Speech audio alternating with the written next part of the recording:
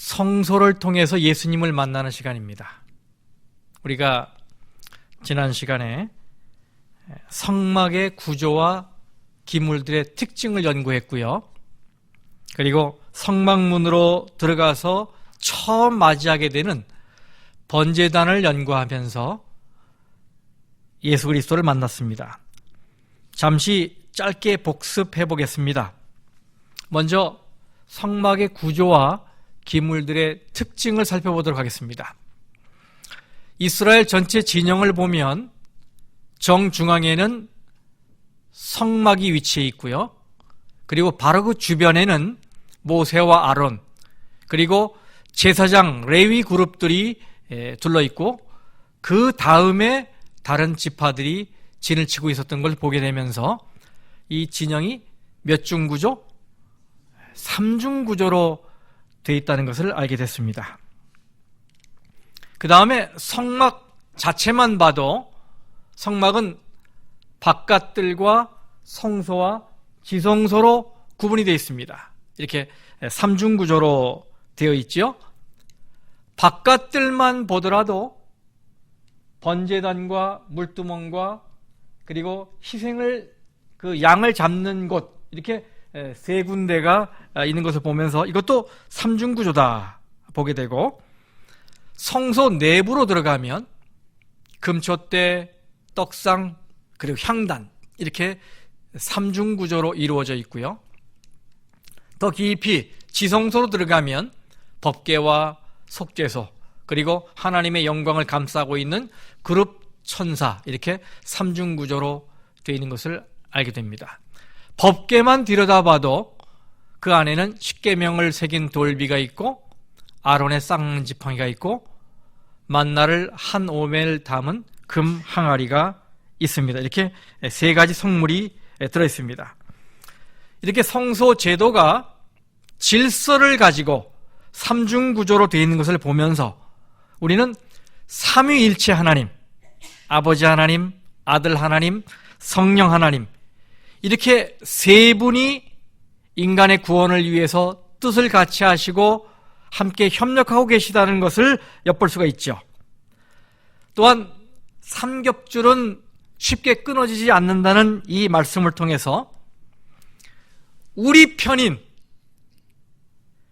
삼위 하나님의 능력이 그만큼 확실하고 안정적으로 보장되어 있다라는 사실을 우리가 보면서 큰 위안을 얻게 됩니다. 그 다음 우리는 성막들에서 첫 번째로 맞이하게 되는 번제단을 살펴봤죠.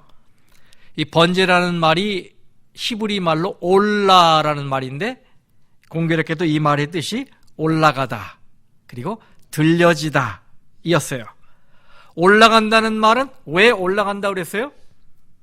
이 번제단에서 밤낮으로, 그렇죠? 밤낮으로 희생제물을 태운 불꽃과 연기가 하늘로 올라갔습니다. 그리고 들려진다는 말은 예수님의 십자가를 연상시키지요. 이것은 마치 이스라엘 백성들이 광야에서 불뱀에 물려 죽어갈 때 모세가 놋뱀을 높이 든 것 같이 죄의 독이 퍼져서 죽어가는 인류를 살리기 위해 인자, 즉 예수님도 들려야 한다는 요한복음 3장의 말씀을 떠올리게 됩니다. 그래서 이 번제단은 인간의 죄를 속하기 위해서 하늘 제물이 되신 예수 그리스도를 가리키는 것입니다. 특별히 예수 그리스도의 희생, 그것을 상징하는 겁니다. 우리가 그 다음에 이 성소의 구조를 전체적으로 살펴봤죠. 이 성막들과 그 다음에 성소가 세워진 것을 두 개로 구분할 수 있는데, 성막들의 정중앙에는 이 치수를 다 계산해 보면 정중앙에 무엇이 있습니까? 번제단이 위치해 있고, 그리고 이쪽 성소의 정중앙에는 뭐가 위치해 있어요? 법궤가 위치해 있음을 알게 됩니다. 이 두 중심은 참 의미심장한 것이지요. 바로 우리의 삶이 무엇 중심으로 이루어져야 하느냐를 가리키는 것입니다. 이 성소의 정중앙에 있는 법궤가 우리에게 뭘 얘기해줘요? 우리의 삶이 하나님의 율법과 말씀에 순종하는 삶이어야 된다, 거기에 집중해야 된다라는 것을 교훈하고 있어요. 그리고 또 한 중심인 이 뜰의 중심인 이 번제단은 우리 그리스도인들이 예수 그리스도의 십자가 중심으로 살아가야 된다라는 것을 가르치고 있습니다. 그래서 사도 바울의 간증, 그러나 내게는 우리 주 예수 그리스도의 십자가 외에 결코 자랑할 게 없다라고 하는 이 간증이 우리의 간증이 되길 바란다라는 말씀을 드렸습니다. 자, 오늘도 영적으로 허기진 배를 채우는 영양가 높은 라면 한 그릇을 드시고 말씀 여행을 떠나보도록 하겠습니다. 주와 함께라면, 여러분, 이 세상 어느 마켓, 어느 라면이 이런 은혜와 감격을 우리에게 주겠습니까? 그렇죠? 네. 오늘 우리에게는 먹으면 먹을수록 은혜가 되고 감격하게 되는 주와 함께 라면이 있다는 사실, 참 너무나 감사한 일이 아닐 수 없습니다. 자, 우리 함께 불러보십시다. 주와 함께라면 가난해도 좋아, 참된 부요함이 내 맘에 가득하니까 때로는 날 유혹하려고 세상 바람 휘몰아쳐와도 나는 결코 잊을 수 없어. 자비로운 주의 음성을, 주와 함께라면 병들어도 좋아, 참된 강건함이 내 맘에 가득하니까 때로는 날 넘어뜨리려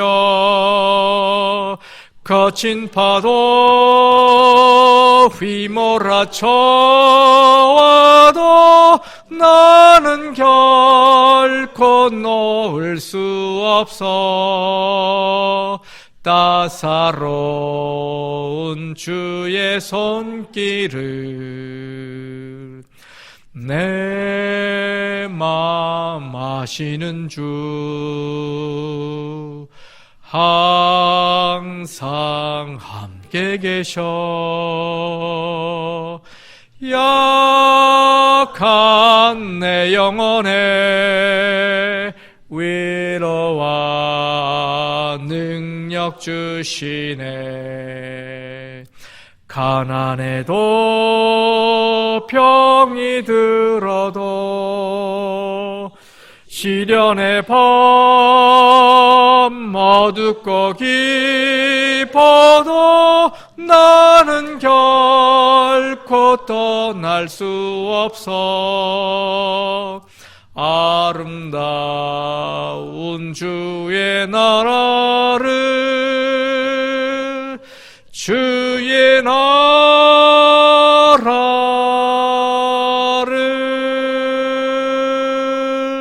아멘. 오늘도 여러분께서 성서 연구를 통해서 여러분 개인의 예수님을, 주님을 꼭 만나시기를 간절히 바랍니다.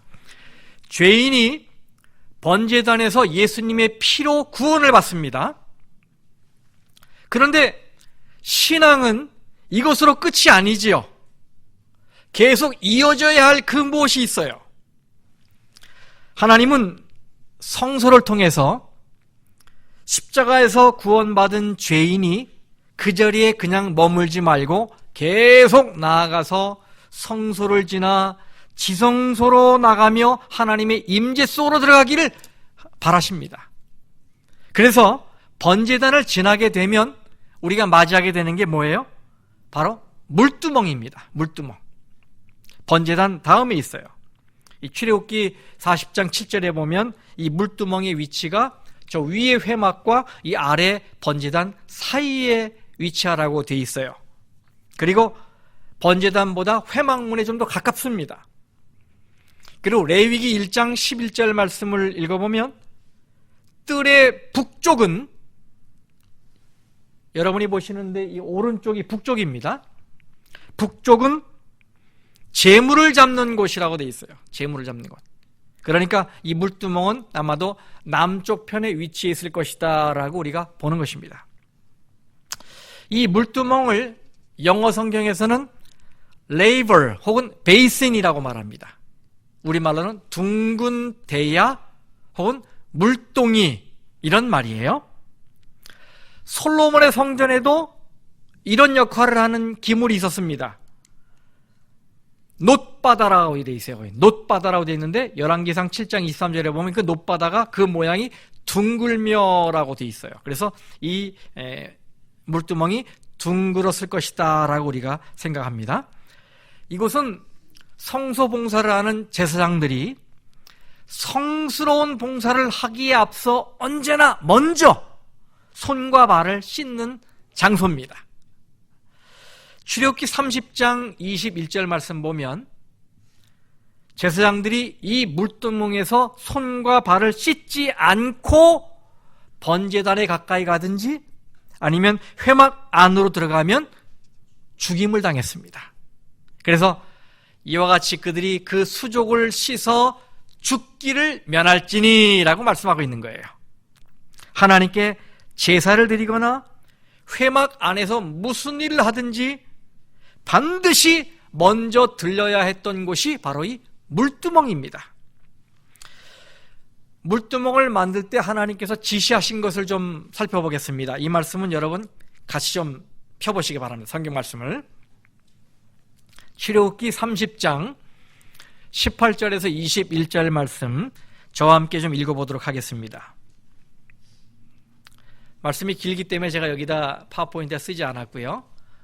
또 이런 김에 우리가 또 성경을 찾아보는 거 좋을 것 같습니다. 출애굽기 30장 18절에서 21절 말씀. 자, 너는 시작.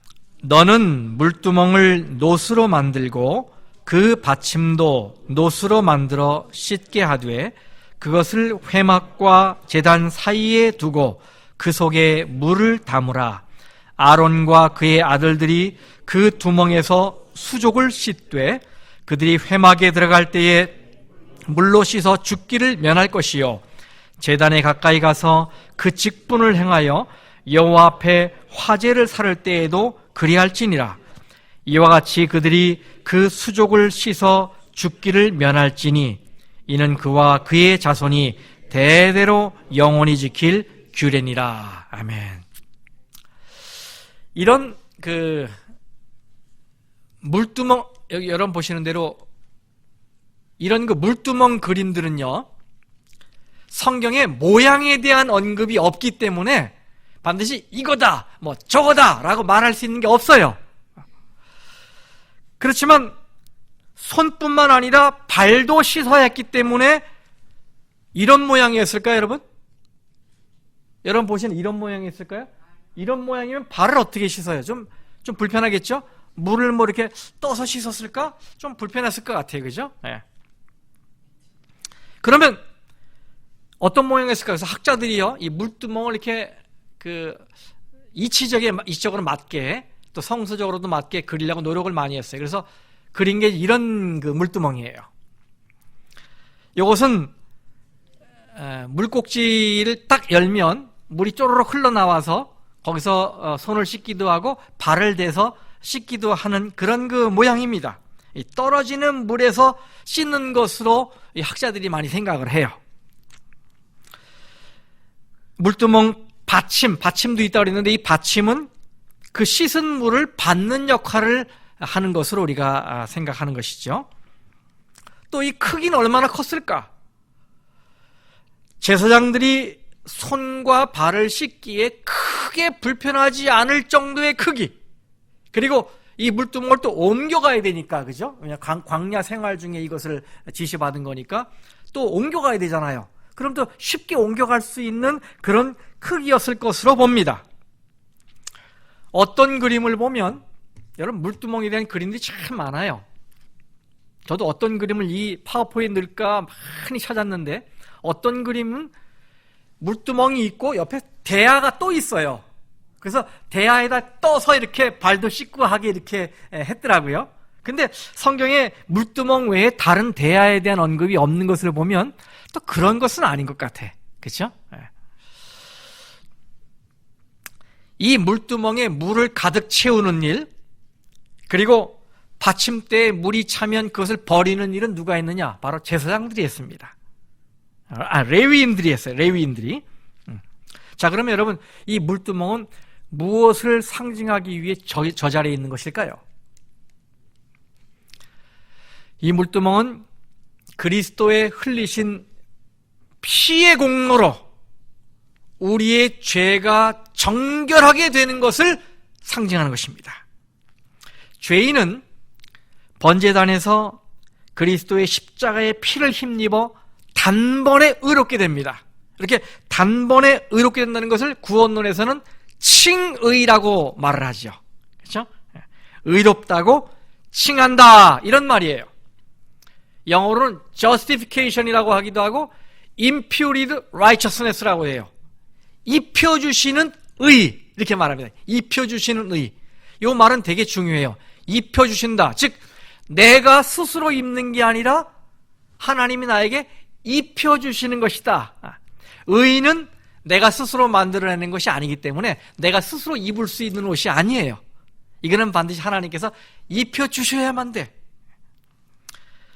우리는 죄인인데 주님의 피 때문에, 이 번제단, 이 피 때문에 하나님이 보실 때 의인으로 여겨주시는 것입니다.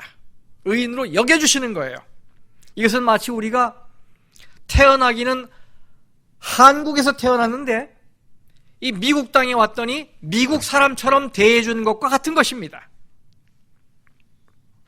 주님은 우리가 입고 있던 죄인의 옷을 벗기시고 의인의 옷을 입혀주셨어요. 이것이 번제단에서 이루어지는 신앙 경험입니다. 칭의가. 그래서 이 번제단은 구원의 출발점이에요. 출발점. 우리는 그리스도께서 흘리신 피를 통해서 믿음으로 영원한 멸망에서 구원을 받았어요. 그런데 이게 끝이냐 이거예요. 이게 끝이냐? 아니라는 거예요. 이 성소제도를 통해서 우리는 예수님의 품성을 또 배우게 되고 예수님께서 하시는 그 사역을 배우게 되고 우리 신앙인들이 하늘에 이르기까지 어떤 경험을 해야 되는지도 보여주는 거예요. 그래서 지금은 성소제도가 없어졌지만, 예수님의 십자가로 인해서 없어졌지만 그 각각의 의미는 오늘 우리에게 영적으로 중요하게 다가오는 것이죠. 그죠? 우리의 삶에 번제단에서 얻은 구원이 계속 이어져야 한다는 거예요. 번제단 경험이 끝이 아니라는 거예요. 계속 이어져야 한다는 것을 성소제도가 가르쳐주고 있어요. 근데 언제까지 이어져야 돼요? 이 구원의 경험이? 예, 주님이 재림하시는 순간까지. 다시 말하면 이 성소로 얘기하면 지성소에서 하나님의 임재 가운데 나아가기까지 계속 어떻게 해요? 신앙 경험이 이어져야 한다는 거예요. 그거를 정확하게 얘기하면 그리스도 안에서 자라나는 경험이에요. 자라나는 경험. 그때까지 우리는 날마다, 시간마다 세상의 부정한 것과 더러운 것으로부터 자신을 구별하고 정결하게 유지해야 하는 것입니다. 이렇게 주님의 십자가로 이루어진 구원을 기초로 날마다 씻음의 경험을 해야 한다는 것이 바로 이 물두멍의 가르침입니다. 날마다 씻음의 경험을 해야 돼요. 그래서 성경은 이것을요, 디도서에는 이렇게 표현하고 있습니다. 디도서 3장 5절 말씀에 우리 한번 같이 읽어볼까요? 시작. 우리를 구원하시되 우리가 행한 바 의로운 행위로 말미암지 아니하고 오직 그의 긍휼하심을 따라 중생의 씻음과 성령의 새롭게 하심으로 하셨나니. 우리를 구원하시되 우리의 행위로 우리를 구원한 게 아니라 뭐예요? 하나님의 은혜로 중생의 씻음과 성령의 새롭게 하심으로 했다라고 말하고 있어요. 굉장히 중요한 얘기죠. 여기 이제 니고데모에게 얘기하신 말씀이 이 말씀 그대로예요, 여러분. 보시면. 그런데 여기 씻음이라는 말의 원어는 루트론이란 말이에요. 루트론. 이게 워싱, 씻음이란 말인데, 이 루트론이라는 말은 구약시대의 물두멍을 뜻하는 히브리어 키오르와 같은 말입니다. 키오르와 같은 말이에요. 그러면 중생의 씻음, 이거는 다른 말로 말하면 중생의 물두멍 이런 말이에요. 이해하시겠죠? 중생의 물두멍 이런 뜻이에요. 그리고 성령의 새롭게 하심으로 하셨다 그래요. 우리를 구원하신 것이. 그래서 물속에 들어갔다 나오는 이 침례 예식은 죄를 씻는 예식이에요. 그리고 제가 조금 전에 말씀드린 요한복음 3장 3절에서 5절까지 말씀을 보면 예수님께서 니고데모에게 아까 디도서 3장에 있는 말씀 그대로를 말씀해 주셨어요. 뭐냐면 제가 읽어드릴게요. 사람이 거듭나지 아니하면 하나님 나라를 볼 수 없느니라 라고 말하니까 니고데모가 뭐라 그래요? 사람이 늙으면 어떻게 날 수 있습니까? 라고 되물었어요. 그랬더니 예수님 뭐라 그러세요? 바로 이 말씀입니다. 사람이 물과 성령으로 나지 아니하면 하나님 나라에 들어갈 수 없느니라 라고 말씀하셨어요. 여러분 아까는 뭐라 했어요? 우리를 구원하셨는데 이게 뭐로 하신 거라고요? 중생의 씻음과 성령의 새롭게 하심으로 하셨다고 그랬는데 방금 읽은 말씀이 뭐예요? 물과 성령으로 나지 않으면 하나님 나라에 갈 수 없다 이렇게 말씀하셨어요. 같은 얘기죠? 그렇죠? 네. 그래서 우리는 여기 물과 성령으로 다시 태어나지 않으면 하나님 나라에 들어갈 수 없다는 말씀을 통해서 이 말씀의 정신이 살아있는 제대로 된 물침례, 그죠? 물로 침례받는 이 침례 예식은 성령의 침례와 함께 하늘행 기차의 티켓인 것입니다. 티켓이에요. 왜? 물과 성령으로 이걸 해야 어떻게? 하나님 나라에 들어갈 수 있기 때문에 이게 티켓인 거예요. 그래서 물침례 중요해요, 안 중요해요? 그거 그냥 사람들 앞에 그냥 슬쩍 보이는 거야, 이게 쇼야. 이렇게 생각하십니까? 절대 안 그렇습니다. 제가 좀 전에 말씀했죠. 말씀의 정신이 살아있는 물침례. 그 뜻을 충분히 이해하고 그렇게 받는 침례. 그것은 하늘 가는 티켓이에요, 그게. 이 말씀에 의하면. 아까 디도 3장에 있는 말씀도 똑같아요. 티켓이에요. 뭐와 함께? 성령의 침례와 함께. 예. 그래서 베드로전서 3장 21절에 이렇게 말씀하십니다. 같이 한번 읽어보도록 하겠습니다. 시작. 물은 예수 그리스도께서 부활하심으로 말미암아 이제 너희를 구원하는 편이 곧 침례라. 이는 육체의 더러운 것을 제하여 버림이 아니요 하나님을 향한 선한 양심의 간군이라. 이 물침례에 대한 얘기인데 이 물이 뭐예요? 구원하는 표다. 그게 침례다. 그런데 그것이 뭐다? 하나님을 향한 선한 양심의 간구다. 요거를 그 전성경 한글 개역 성경에는 오직 선한 양심이 하나님을 향하여 찾아가는 것이다 라고 돼 있어요. 하나님을 향해 찾아가는 거예요, 양심이. 근데 영어 성경에 보면 의미가 좀 더 분명해요. 영어 성경에는 뭐라고 되냐면 하나님을 향한 이 선한 양심의 answer, 대답이에요. 반응이에요. 하나님께서 이리 와라 그랬는데 양심이 선하니까 네 하고 yes 하는 게 여기에 뭐예요?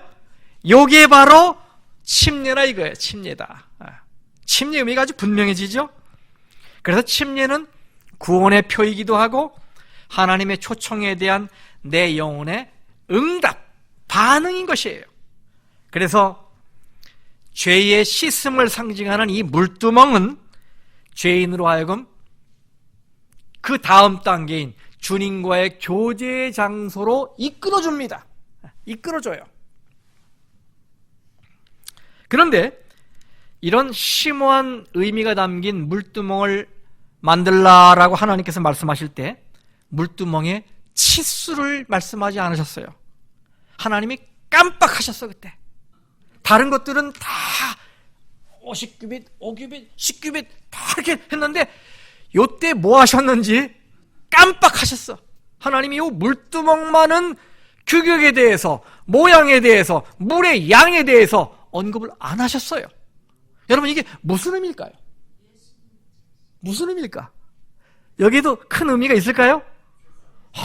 있을 것 같죠, 그죠? 네. 이것은 여러분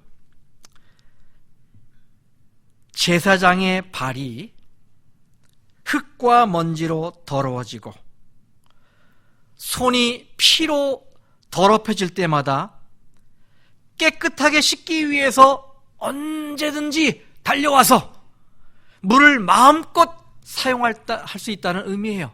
그죠? 양이 언급이 안 돼 있으니까. 아니 양이 언급돼 있으면 하루에 그 죄인들이 많이 밀려와 갖고 양을 더 많이 잡고 성소에 들어가는 일이 많아지면 어떻게 합니까? 물량이 부족하면 어떻게 해요?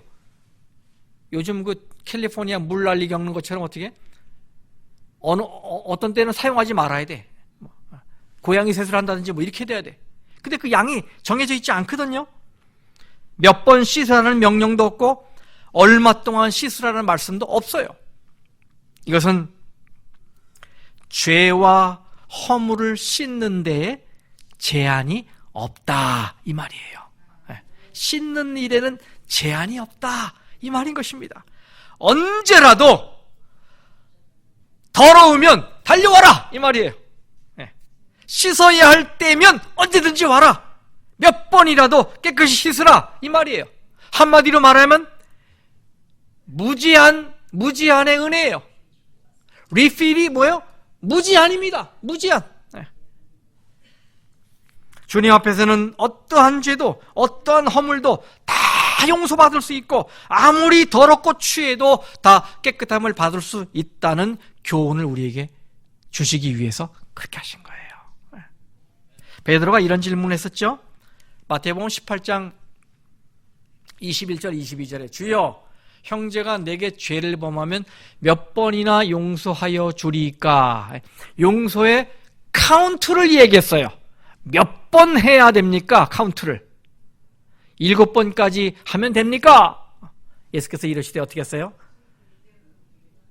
7번뿐 아니라 7번을 70번까지라도 할지니라 라고 말했어요. 주님, 용서의 한계는 어디입니까? 내가 몇 번까지만 이를 악물고 세다가 나중에는 주먹을 한 대 날려야 되겠습니까? 이 얘기죠, 그죠? 이 베드로는 용서를 얘기한 게 아니라 그 다음 내가 언제 펀치를 날릴까를 묻는 거예요, 말하자면. 그렇죠?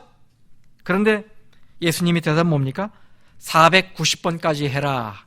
이거 놀리는 겁니까, 이게? 490번까지 하라. 이게 무슨 말이에요? 용서는 카운트하는 게 아니다, 이 말이에요. 용서는 셀 수 있는 게 아니다. 왜 우리가 이렇게 해야 합니까? 왜 용서를 세면 안 됩니까? 내가 어제 이 사람 용서해줬는데 이렇게 내가 한 달 전에 용서해줬는데 또 그래? 이렇게 세지 않아야 되는 이유가 뭐예요? 분명하죠? 왜요? 우리는 이미 풍성한 용서의 은혜 속에 살고 있기 때문에 그래요. 우리가 하나님이 베푸시는 풍성한 은혜 가운데서 헤엄치고 있기 때문에 우리 보러 그렇게 하라고 하신 것입니다.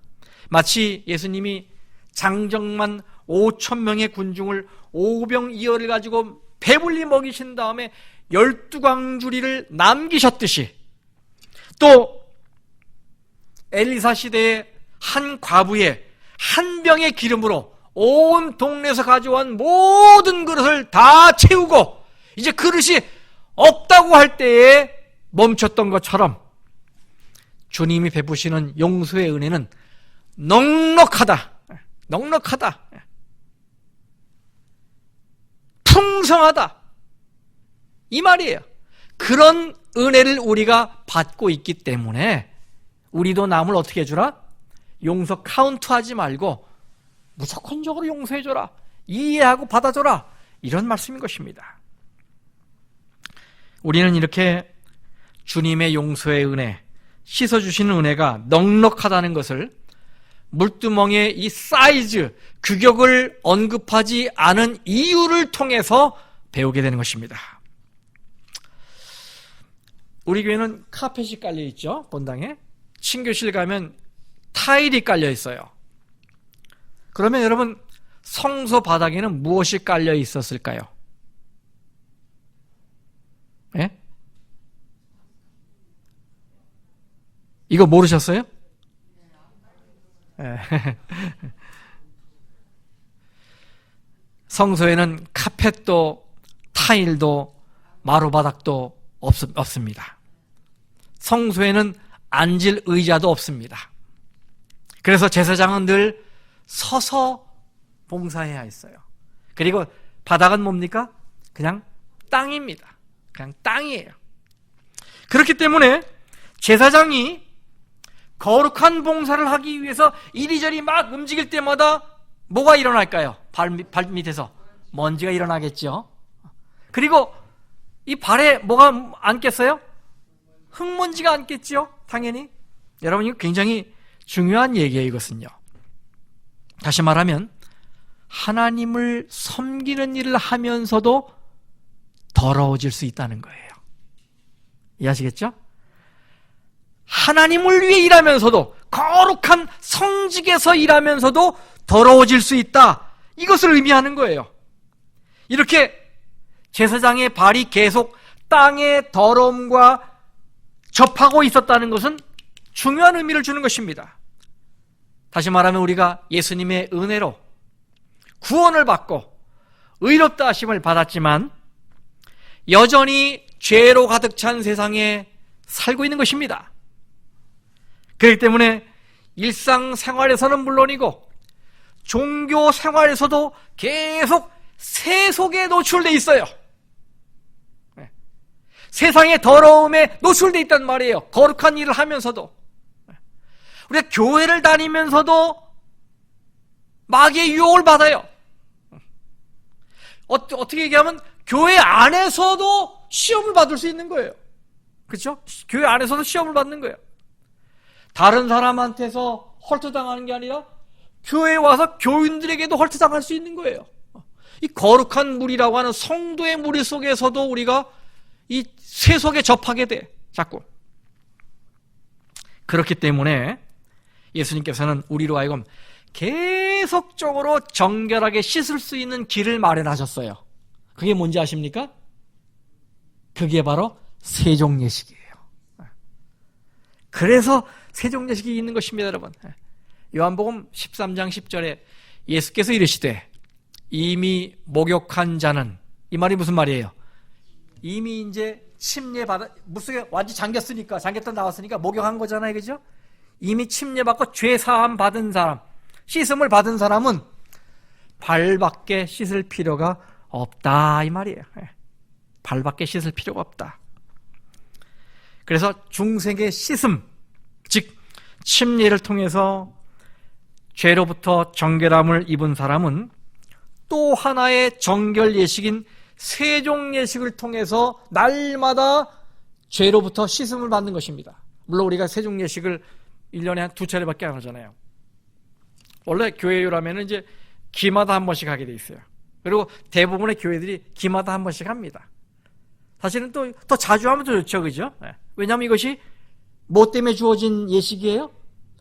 이미 침례받아 죄로 씻음 받았는데 계속 또 세상에 노출되어 있잖아요. 계속 때가 묻어요. 이것을 정결하게 씻는 예식을 하나님께서 제정해 주신 건데 그게 세종 예식이란 말이죠. 자주 할수록 좋은 거예요.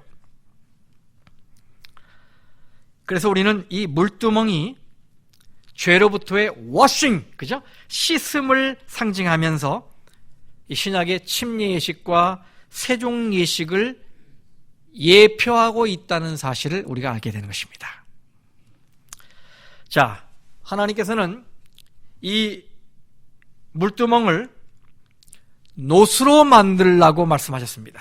근데 여러분, 이 놋이 어디서 나왔어요? 출애굽기 38장 8절 말씀입니다. 그가 놋으로 물두멍을 만들고 그 받침도 놋으로 하였으니 곧 회막문에서 수종드는 여인들의 거울로 만들었다. 여인들의 거울로.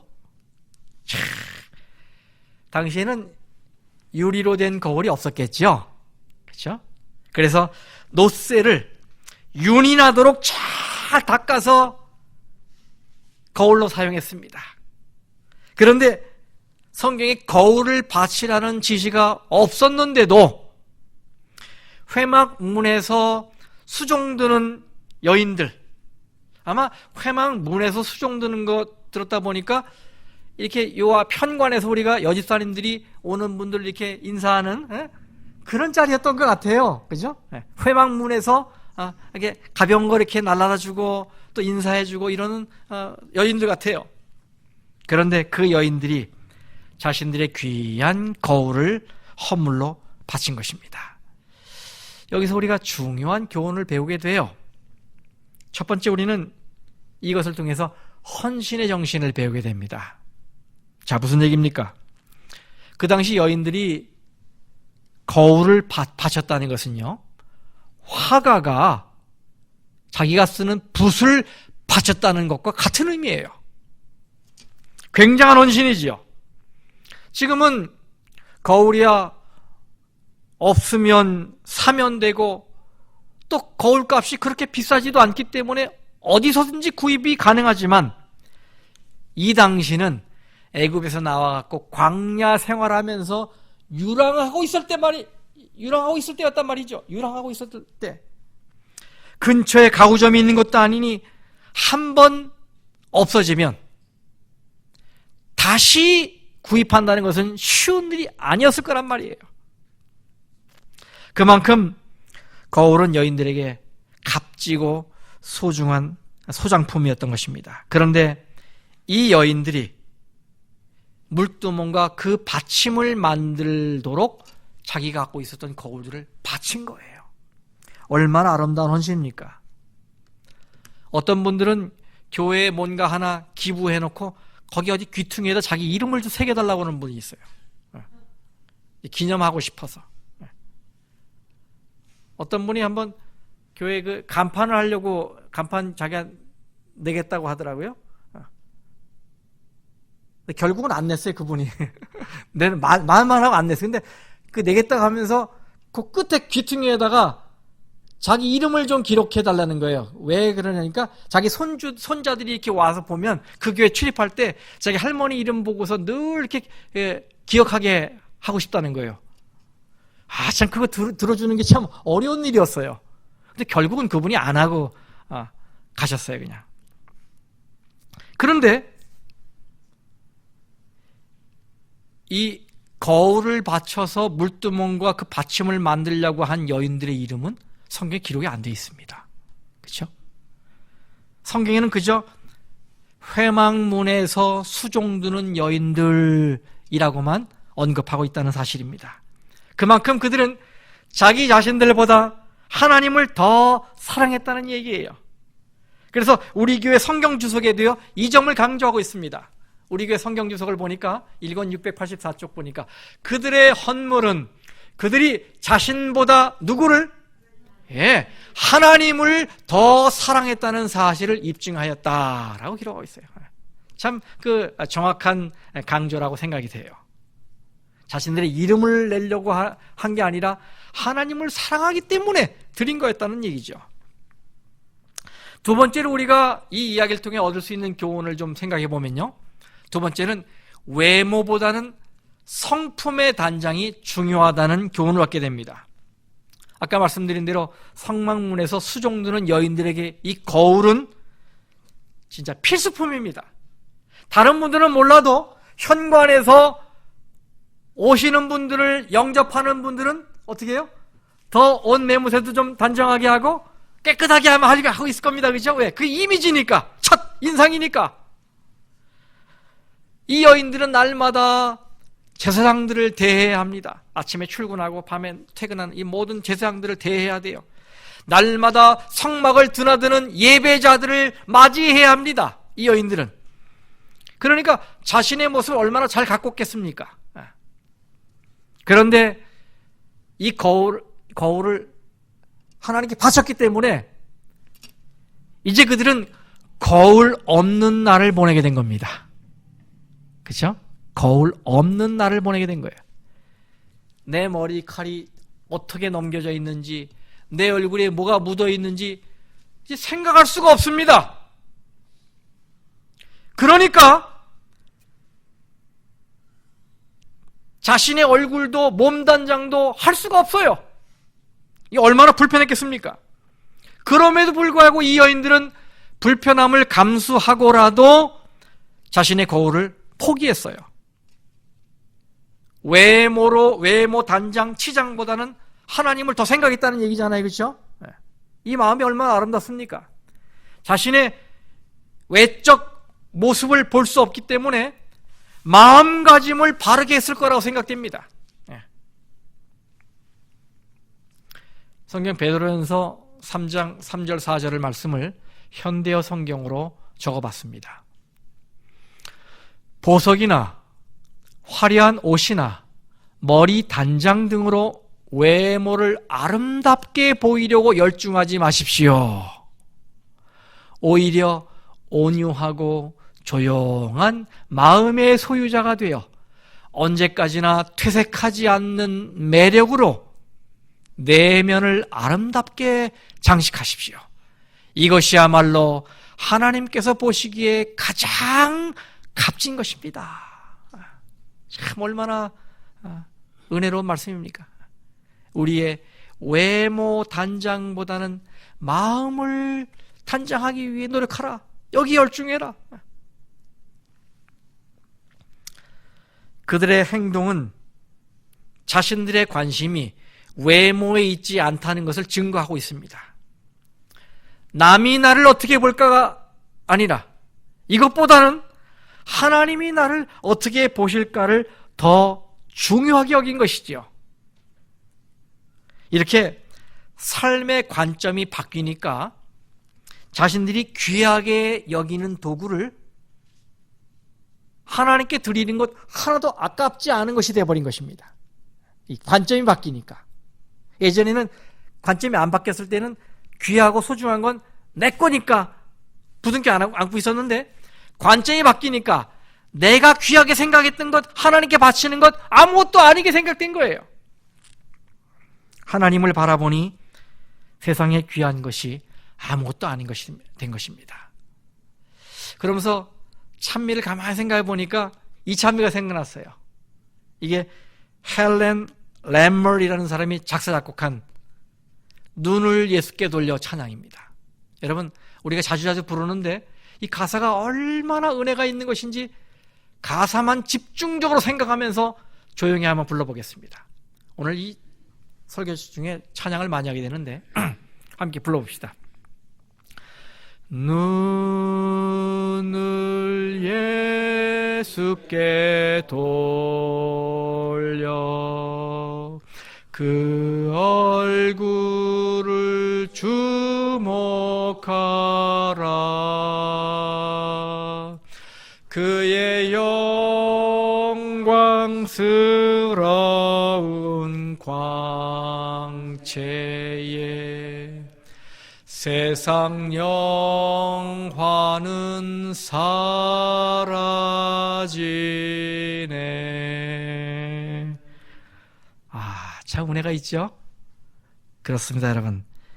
예수님을 주목하는 성도에게는 이 세상, 그리고 나라고 하는 이 자아가 더 이상 매력적인 것이 아님을 알게 됩니다.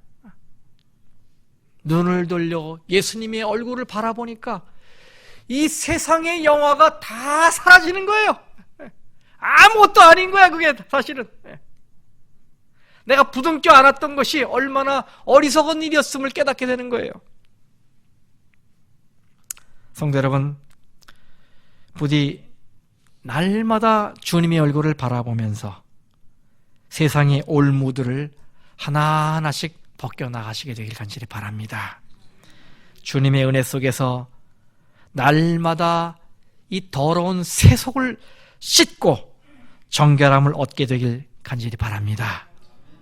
물두멍, 이것은 우리의 죄를 씻어주시는 예수님을 가르쳐주고 있습니다.